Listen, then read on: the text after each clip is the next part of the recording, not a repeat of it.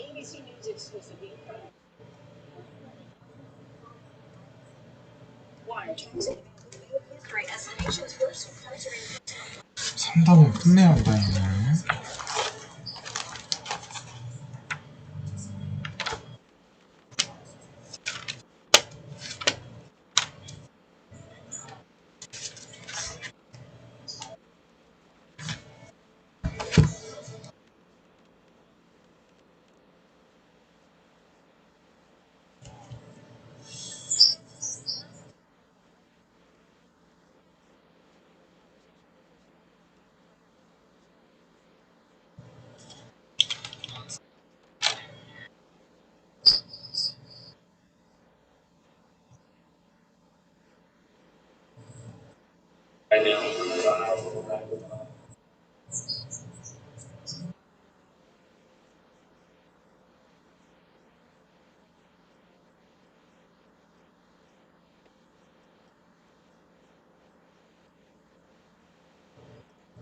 Have to die. Those were the words of President.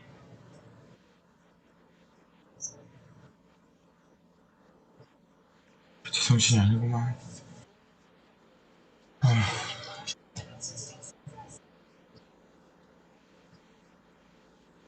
All this comes with cancer.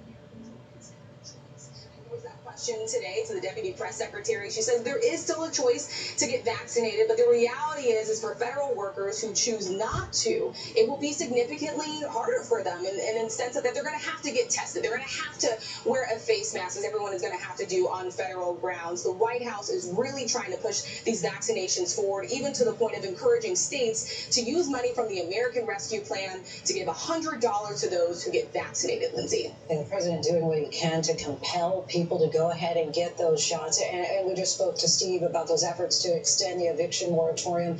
It comes up now as part of a busy legislative session, including the ongoing debate over infrastructure. Where do things stand on that effort tonight?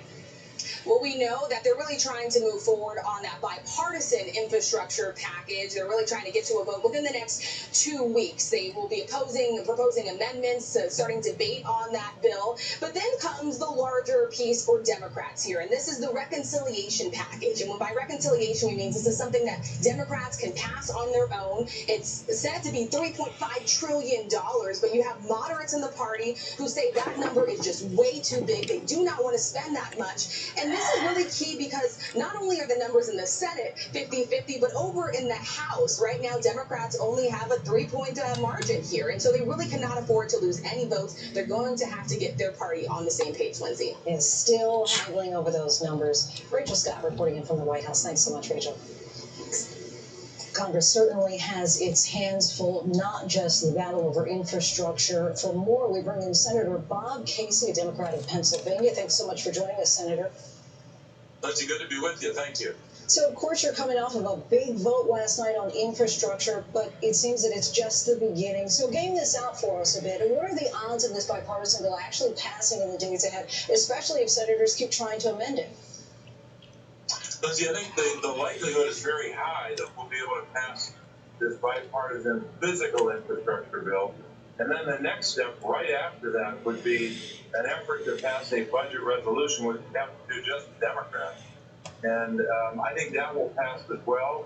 But then we have the hardest work of all, which I think will be artistic reconciliation, which is the real policy and funding. And we'll do that. That bill will be put together over August, and then maybe we can get a vote in September on that. But I think that's essential when it comes to investing. For example, the work I'm doing on home and community-based services for seniors and people with disabilities, and lift up a workforce which is mostly women of color making $12 an hour to do that heroic and essential care. Also making investments in quality portable child care, strengthening kindergarten education, just to mention a few. And there's, of course, a loud outcry from progressives in your party, like Representative AOC, who says that the Senate bill isn't even enough to cover traditional infrastructure. Democrats in the House and in the Senate want a reconciliation bill. But are you concerned that such a bill could blow up the bipartisan compromise altogether? I'm not. I think we're going to be able to get the first step in the next few days, meaning the next few days we can do the work on amendments or other work that has to get done to get the bipartisan bill, which is roads, bridges, broadband, physical infrastructure, and then go to the budget resolution. But the budget resolution is just the beginning of the process to make investments to lift up families, to get a higher skilled workforce, create a lot of jobs, and really to have the kind of workforce that can compete any in the world. We've got to make investments to do that. And I think that part is going to be difficult, but I think we can get it passed. All right, so you seem optimistic, but are you concerned that the House Democrats might change the bill in ways that could make it impossible to get it back through the Senate? Clubs, your birth magazine compiles a list of the I do think that there's unanimity when it comes to Democrats about policy. We will have debates about the revenue numbers and the pay for it. And that might be Bloomberg, House and Senate Democrats, but Robson Watton, Alison Watton, Jim Watton, Christy Watton, and Emily David Kofu, Charles Kofu, Larry Ellison. These are transformational investments in the lives of families to move the country forward. I think Democrats are united around from that. And building on that, you represent numerous rural communities. Broadband is presumably a big issue. How important is this infrastructure legislation to your constituency? It's critical. We've got 67 counties, 48 are statistics rural. Rural now doesn't just mean with agriculture, variance often it means a small town. And often the bridge median that connects the body small town mean between that town and the rest of the world that carries a school bus over the bridge or an emergency vehicle is the bridge that we've got to make sure it's repaired. Broadband is another bridge. The way people learn, the way small businesses run, and it's a problem, a huge problem in rural America, rural Pennsylvania. So this physical infrastructure bill is going to address a lot of those needs and concerns. And just getting back to the eviction moratorium for a moment, why is Congress just considering tackling this now? Of course, the deadline was no secret at all. Well, I think we got to take action, and it is late, but better late than never. I believe we've got to give people relief because of the predicament of the pandemic and a terrible economy for the last couple of months. Put them in a predicament that no one was prepared for. I think we should take action. But for the person who's sitting at home right now thinking that they may be put out as soon as Saturday, do you feel like when you talk about taking action, do you think that it could come that quickly?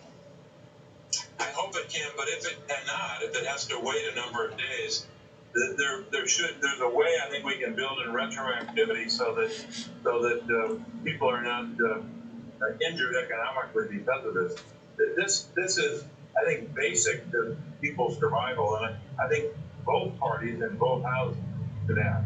Can I just ask one more on that, though? But why wait? I know that it is late, and I know that you're hopeful and thinking that you might be able to get something done, but since this date has been looming for so long and people's lives really depend on it, why not get to work on this earlier? Well, Lindsay, I'm not sure I have a good answer for that because Congress often does things late. There's no question about that. But I think the important thing now is to focus on providing a remedy for those who are put in a terrible economic predicament, not able to pay their rent. Now, I will say this. Democrats acted months ago on the rescue plan to provide a lot of those same families $1,400 check for more than one. The child tax credit, that's going into effect, just went into effect in July, the first payment, another payment in August, and every month until the end of the year. So Democrats have acted to put dollars in the pocket of lower income families as well as middle class families. Republicans have done nothing on it. Zero. Not a single Republican voted for a single penny for those same families. And Senator, lastly, of course, you're well aware that today President Biden announced vaccine mandates for federal workers, and he's getting pushback for that move. Do you think that there's a way to finally end at some point this political divide over vaccinations and masking? I don't know if it'll end anytime soon, but all I know is we got to keep pushing hard on vaccinations, number one. And number two, we've got to make sure that we're encouraging big institutions, whether it's a big employer or a big university or governments, to take the steps they can to make sure that more and more Americans are vaccinated. This is a deadly dead end, really, for a lot of people if we don't act. I think the time to act now is to push hard on vaccination and get that number up and create a much safer circumstance for communities. But there's no question we have a big divide. We just, in my office, just started yesterday to reinstitute mask wearing. I'm not in my office right now, but when I'm in my office, I'm wearing a mask in the hallway in the office, and so are our staff. I hope every government office would do that. Senator Bob Casey of Pennsylvania, thank you so much for your time. I appreciate you coming on the show. Lindsay, thanks so much. Now to the severe weather threat that is racing across the country tonight. 4 confirmed tornadoes in Wisconsin, and now the tornado and storm threat has moved east tonight. Chief Meteorologist Ginger Zee is tracking the severe thunderstorms and the brutal heat hitting several parts of the country. Ginger. Well, Lindsay, you can see the lowering clouds behind me. We've been within 20 miles of a tornado warning, but there's something on the map that you don't see every day. A particularly dangerous situation tornado warning that includes Trenton, New Jersey. That's something we usually see in Oklahoma or Alabama, somewhere where they are used to more severe tornadoes. But my goodness, it is an ugly-looking radar image that's blasting through northern and central New Jersey, parts of Virginia and Maryland, and this extends all the way back with the severe thunderstorm watch into Ohio, where they've already seen a reported tornado earlier this afternoon. So we'll be watching those storms right along the front. Northern Kentucky, West Virginia all have to be on alert yet tonight. That cold front will actually bring significantly cooler and drier, more comfortable air for folks in the Great Lakes and Northeast, but it will sandwich and squeeze this extreme heat. Look at Memphis. It'll feel like 110 tomorrow. Jackson or Yazoo City, Mississippi should be anywhere from 110 to even feels like up to 115. And the excessive heat watches and warnings go all the way from New Orleans over to Destin and Pensacola, even Apalachicola. So right along the water, you're going to see numbers exceeding 105, which again, not normal, even this late in July.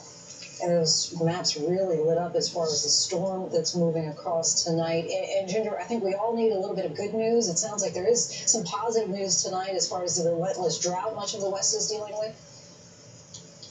Yes, if you'll remember last year, there was absolutely no monsoon. We called it a non-soon, especially in a place like Tucson, Arizona, which had its second driest monsoon on record. Well, Arizona and Utah both saw a dent. The U.S. Drought Monitor gets released every Thursday, and especially this season, we have been just hungry for it every morning. When it came out today, we were so glad to see that there were some improvements in places like Arizona, New Mexico, and Utah. Now, they've got a long way to go, mind you, and it's going to take a lot more than this and potentially, years to come back from it in some places. The unfortunate news is we are seeing an intensity of the drought for the Pacific Northwest. Washington State, Oregon, down into northern California, the Klamath River, the Columbia River, having major salmon kills and other issues. It's not good for everybody, Lindsay. Clearly that is the case, Ginger Z. Our thanks to you. Stay safe.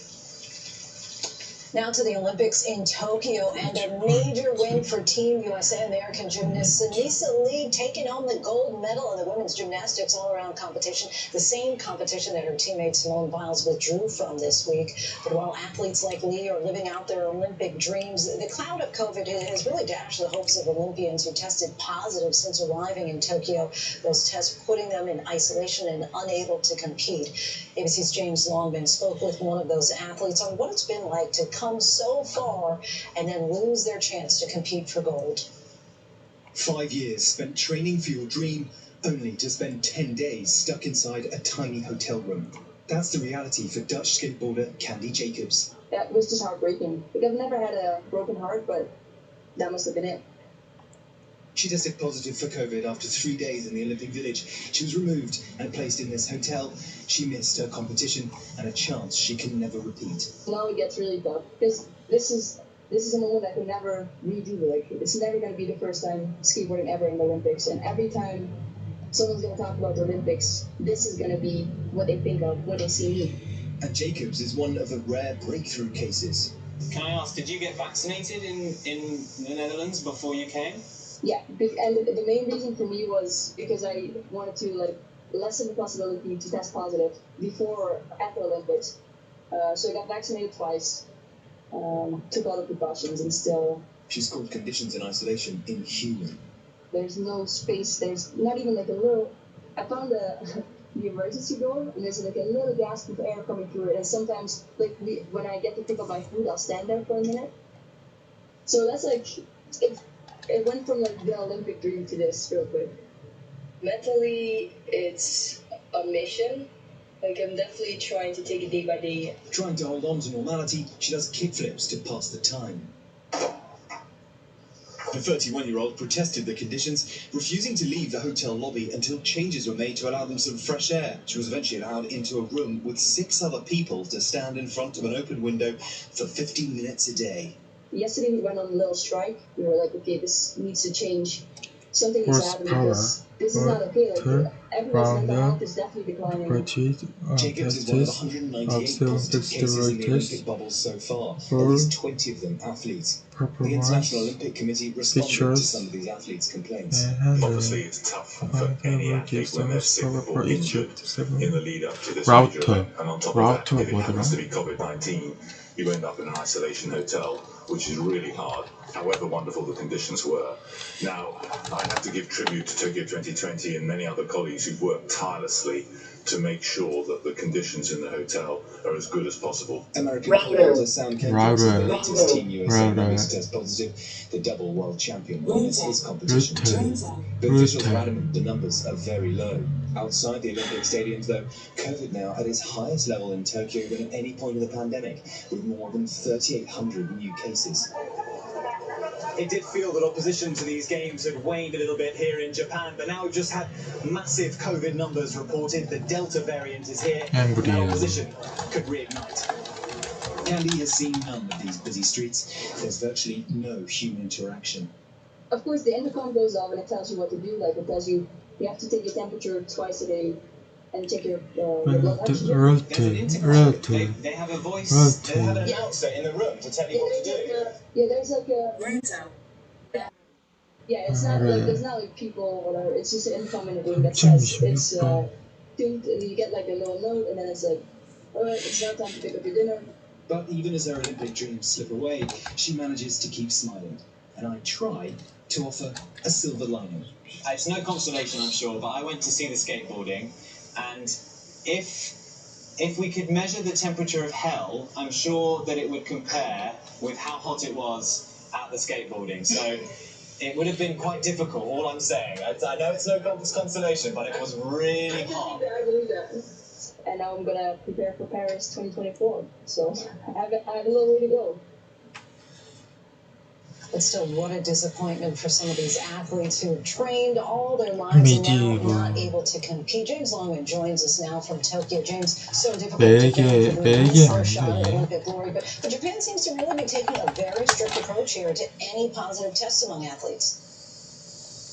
Well, that's right, Lindsay. I mean, the medical director of these games said yesterday that if an athlete tests positive, there's really no way around it. They have to isolate. And actually, there was a bit of a scare yesterday when the US athlete, Sam Kendricks, when he tested positive, he was understood to have come into contact possibly with some of the Australian track and field athletes. And then we heard that the entire Australian track and field contingent had to go into isolation. That is some 50 athletes. Thankfully, they were all tested and they were found not to have COVID. But it just shows you the kind of razor-edge worry there is here about COVID. And actually, when I spoke to Candy Jacobs, she said that there's that missing link. The issue here is the travel. It's people coming into these games. It's actually, when they're in the bubble, they seem to be quite safe. It's actually the journey here that's the problem. She tested positive because someone on her plane had it. So if you think about the Delta variant surging around the world, that's the problem for these athletes coming into these games. But beyond that, of course, in Tokyo, the COVID numbers just keep going up. 3,800 in the last 24 hours, and the hospitals, we understand, are starting to fill up too. Remember, 2 more weeks of these games, plus the Paralympics, has a long way to go. You're certainly right on that. Meanwhile, the games themselves, that big win in women's gymnastics for Sunisa Lee, taking home the all-around competition gold medal. Tell us more about her. Oh, she's extraordinary. Lindsay, I mean, we were all glued to our television sets here in Tokyo watching last night. The thing about her is that she was amazed that she won. I mean, she said, this is such a surreal moment. I just feel like I could never have been here ever. It doesn't even feel like real life. And the reason is she's gone through a lot. Lindsay, she had a number of pretty serious injuries that could have ruled her out. She actually lost an aunt and uncle to COVID over the last year. And her father had a horrific accident that left him paralyzed from the waist down. He went out to help a neighbor cut a tree when Sunisa was just 16 years old, just a couple of years ago. He fell out of that tree and was paralyzed. That was the same year that she graduated to become a senior gymnast and went on to win all kinds of accolades there. So she really has this ability to overcome adversity. And of course, this week, the drama of US women's gymnastics, she put that out of her mind. Resistant to able to overcome all those obstacles. James Longman in Tokyo. Thank you so much. When we come back, the famed sommelier charged with arson. Police say this wine expert set fire to outdoor dining areas. The investigation into why. The billionaire who promised to revolutionize the electric truck industry now facing fraud charges. But up next, a remarkable story. The inmate who won a local election despite being in prison. You won't want to miss that.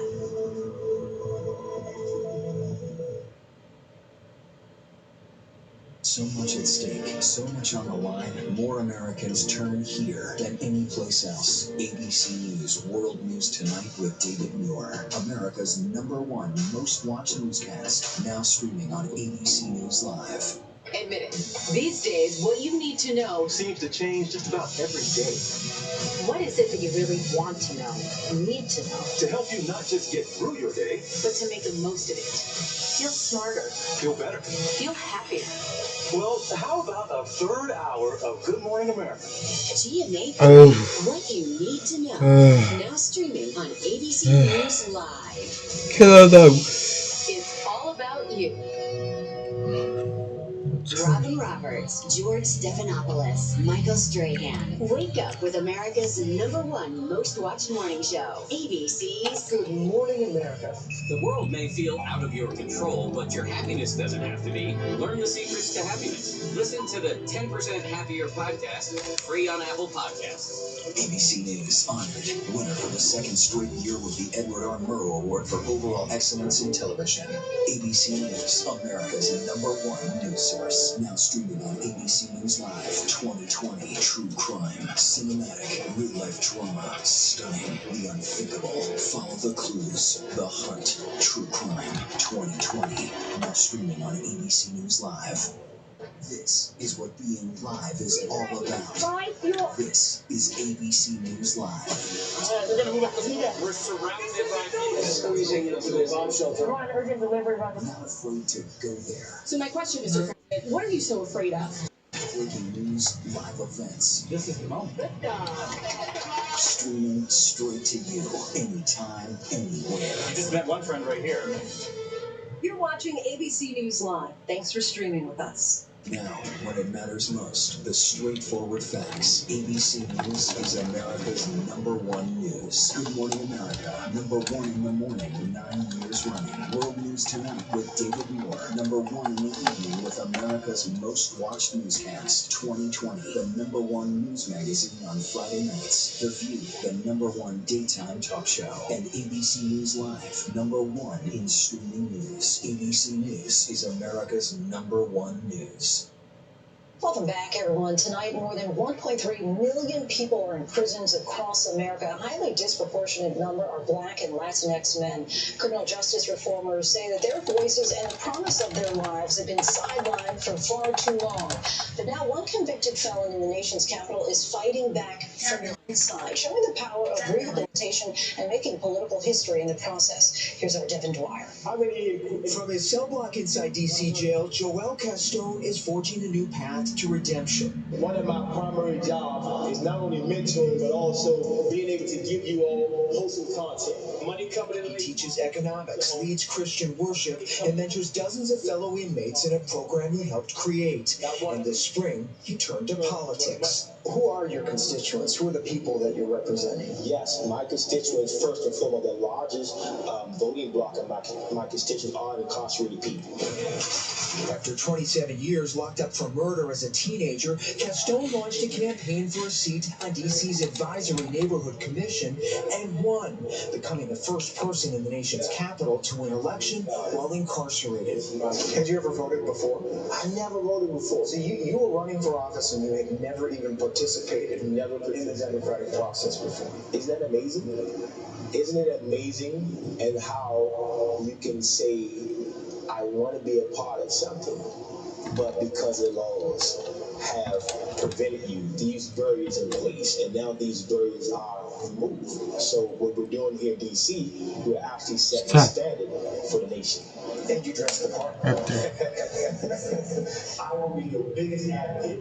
His election is pushing the boundaries of voting rights after D.C. last year joined just Maine and Vermont in allowing felons to cast ballots and run for office from behind bars.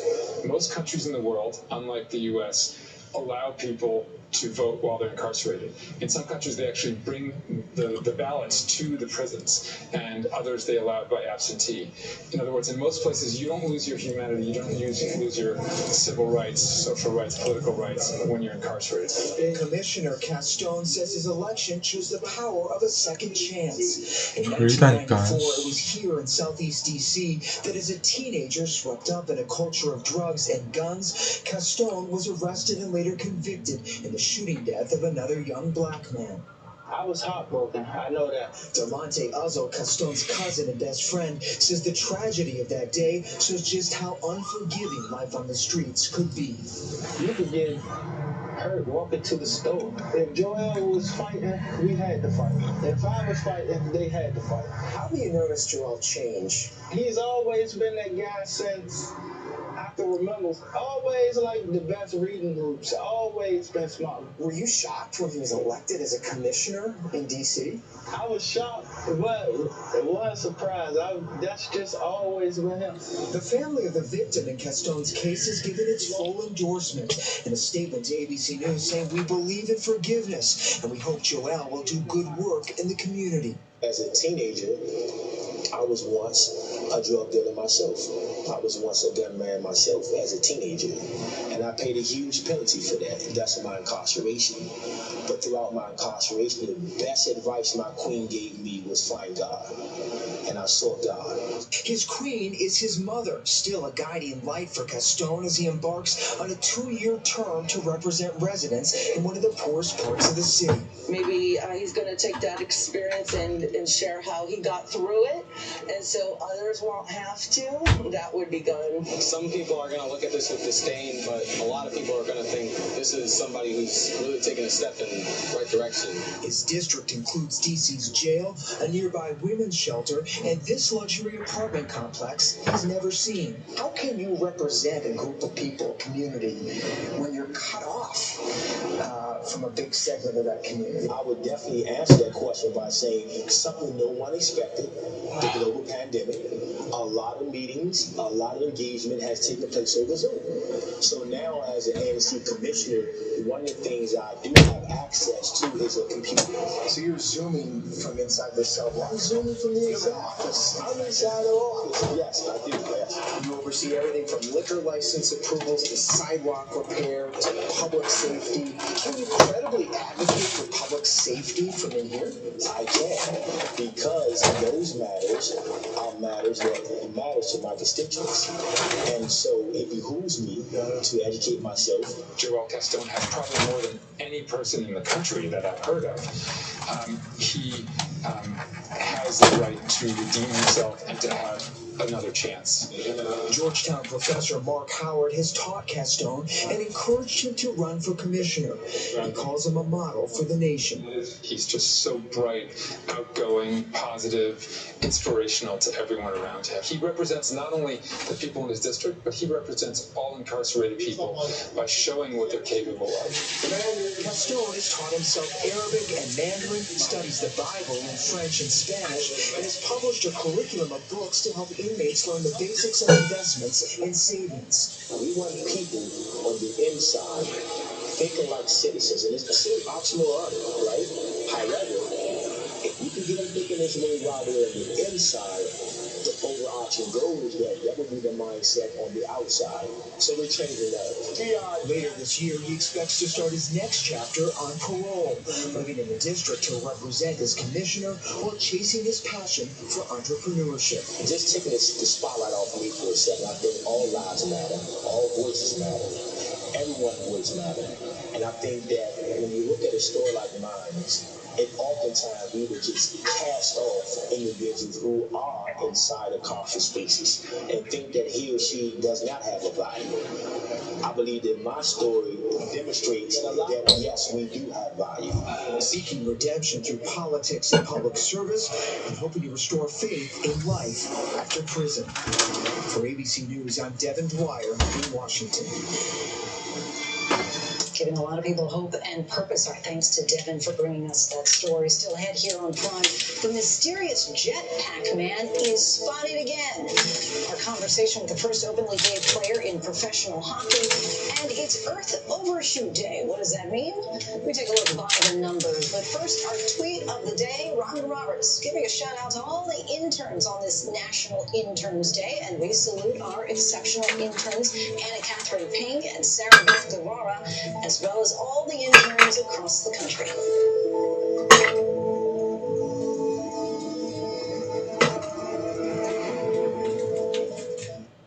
I know what happened, and I'm not guilty. Why the fascination with criminal trials? Figure out what's really out there. She revealed she had murdered his family. I know in my heart they did this. It's the time of suspicion. The ending's really tough. You don't know whether truth is going to be difficult to find unless you try to find it.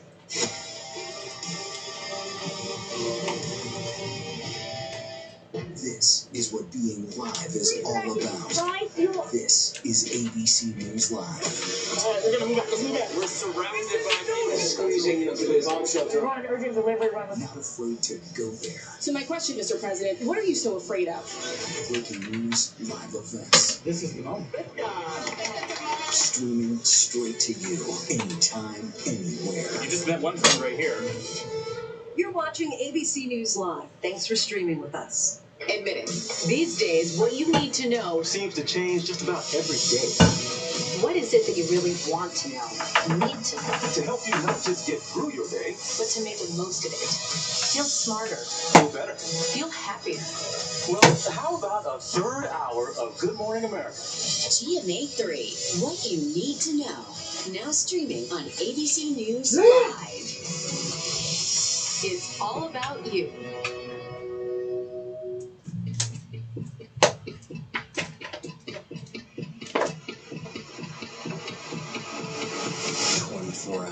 Assault on the Capitol, the ABC News original, exclusively on Hulu, now streaming. With so much at stake, so much on the line, more Americans turn here than any place else. ABC News World News Tonight with David Muir, America's #1 most watched newscast, now streaming on ABC News Live. The world may feel out of your control, but your happiness doesn't have to be. Learn the secrets to happiness. Listen to the 10% Happier podcast, free on Apple Podcasts. Robin Roberts, George Stephanopoulos, Michael Strahan. Wake up with America's #1 most watched morning show. ABC's Good Morning America. ABC News honored winner for the second straight year with the Edward R. Murrow Award for Overall Excellence in Television. ABC News, America's #1 news source. Welcome back, everyone. Now to some grim environmental news. Today is Earth Overshoot Day. That marks the date each year when the demand for Earth's ecological resources exceeds what the planet can actually regenerate. We take a look by the numbers. With 155 days still to go in 2021, humans have already surpassed what global resources can sustain in a single year. That's according to the Global Footprint Network. Humans now use 74% more natural resources than what the planet can remake. This can result in more carbon accumulating in our atmosphere, fewer trees, and of course, climate change. Humans have been overshooting the planet's resources actually since the 1970s, but since then, the so-called Earth Overshoot Day has moved up by 5 months. It used to take us until December to reach the planet's resource limit each year. Now, it's only July. Carbon emissions, which are so harmful to our environment, are estimated to increase nearly 5% in 2021 compared to 2020. Last year, the Earth's natural forest resources decreased by 0.5%, largely because of deforestation and the Amazon rainforest. And we still have lots to get to here on Prime tonight. The state that's suing Grubhub will explain why. The tributes tonight after the passing of the infomercial king. But first, look at the top trending stories on abcnews.com.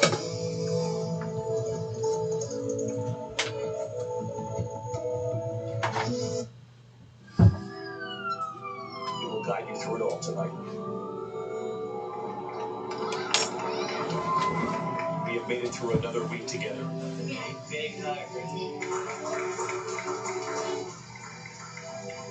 We tell all our patients how much they would love to hold their hands. David, we're showing our love and support for all the ICU staff. They're the heroes in this.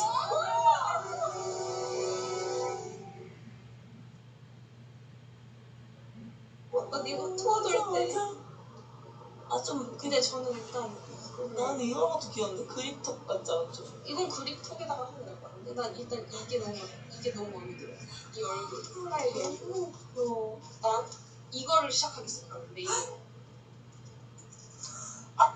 같이 그거를 지야. 근데 나 진짜로 나는 언니랑 옛날에 최근 영상을 진짜 엄청 웃는 거야. 왜? 뭐지? 난 언니 영상을 찾아봐. 너무 웃겨서. 내가 수박 위에 올라간 영상. 그거 나한테만 있지. 나한테 있어.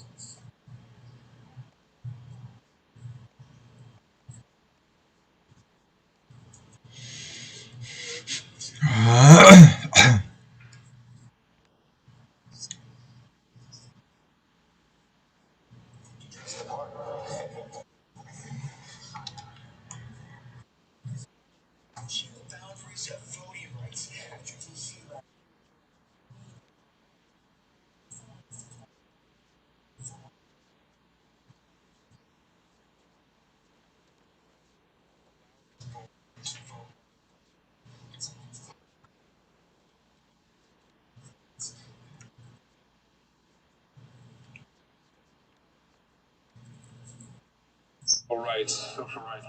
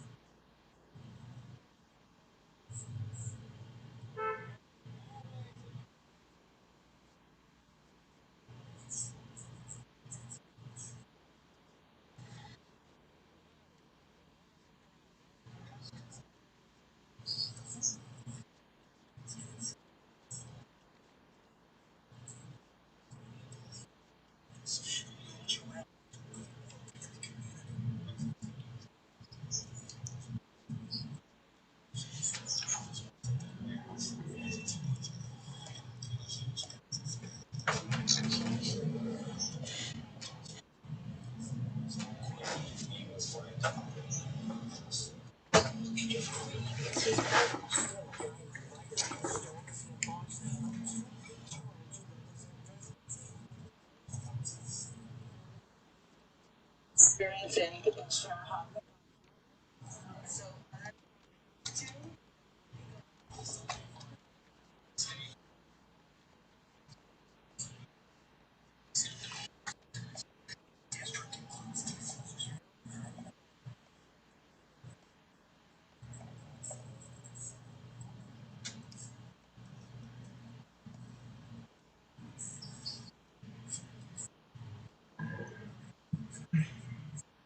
She.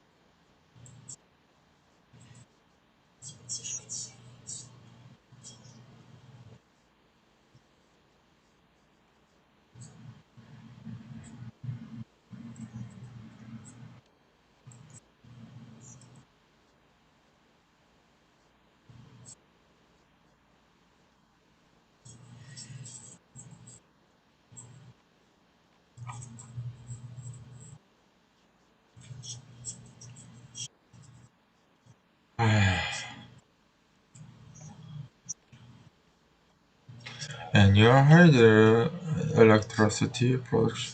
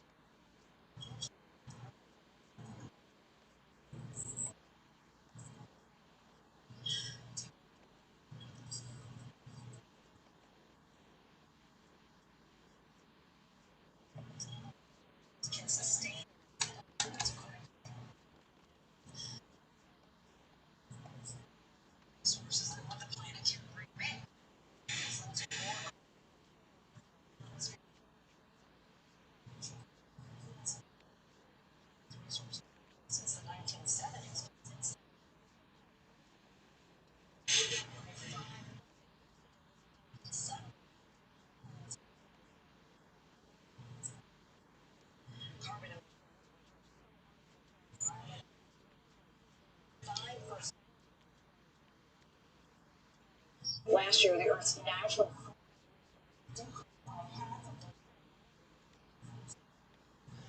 Amazon rainforest.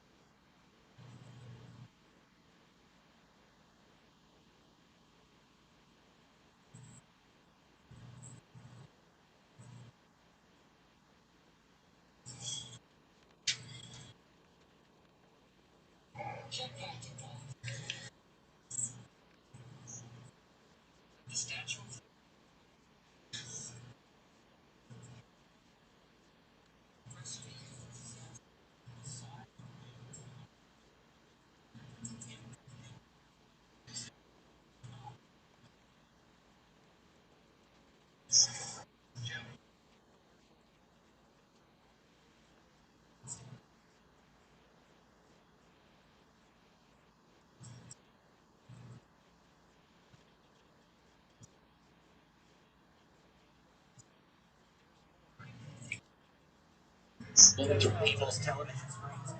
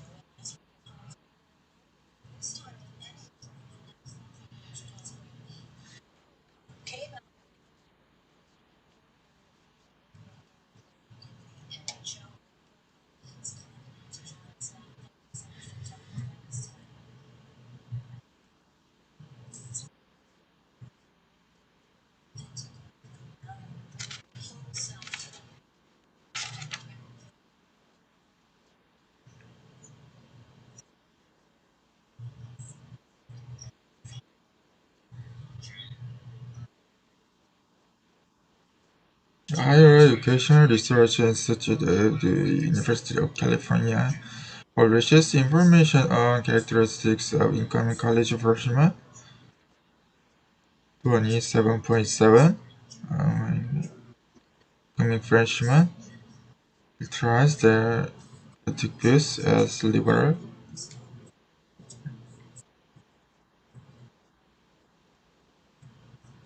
For this year, a random sample of 500 incoming colleges yielded the following frequency distribution.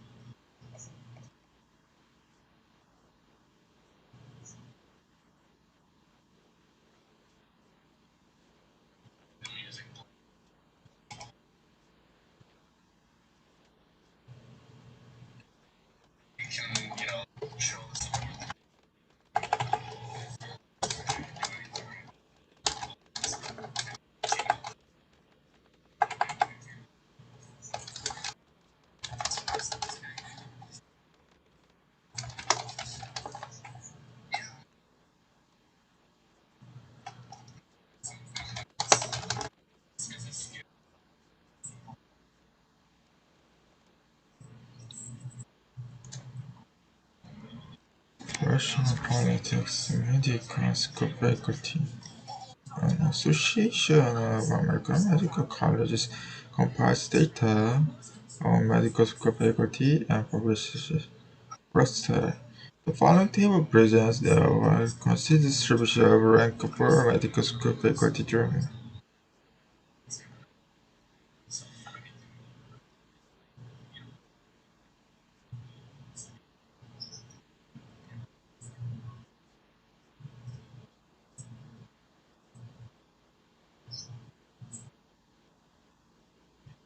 the following table. The frequency of the most important vehicle size for